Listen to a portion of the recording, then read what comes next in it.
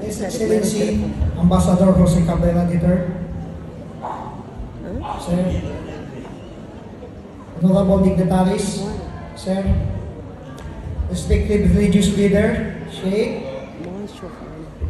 fellow members, friends, guests, ladies and gentlemen, Assalamualaikum warahmatullahi wabarakatuh. At saka Eid Mubarak sa inyong lahat. It is my honor for me to be present here tonight to accept the position of a President Samba Sultan, an organization with proud past and exciting future. And as I refer to the proud past, I wish to acknowledge the achievement of our outgoing President, Mr. Zulfikar Mondok. Sir. Zulfikar, sir, we have benefited so much from your term as a President of Samba Sultan. Your leadership of the organization was steady, assured and pragmatic, but most of all, had a clear vision for the changes that Samba Sultan needed. Your legacy is an international council, archive that has a new constitution, better organization, stronger community, and vision and strategy suited to the times. It is vision and strategy that is right, that is necessary, and that befits the Samba Sultan Global professional looking toward the year.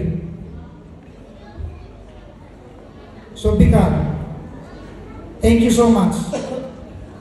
In behalf of all us with the Samba Sultan family, I will now like to present you with a gift of appreciation. Instead of the future, over the next 2 years, we will continue to build our strength, but also to take a new direction.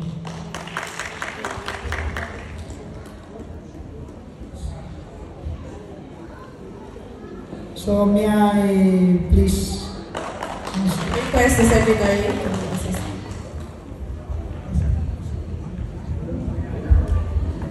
Go.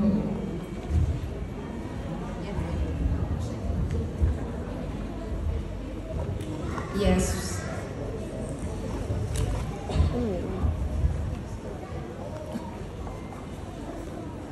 This plaque of appreciation is presented to Mr. Zulfikar Mondok. In grateful recognition of her outstanding leadership and dedication as the President of Samba Sultan, your unwavering commitment, vision, and tireless efforts have significantly contributed to the growth and development of our community. Your exemplary service and dedication have set a high standard of service and have made a lasting impact on the lives of our organization. With deep appreciation from the members of Samba Sultan Kuwait, dated June 16 of 2024.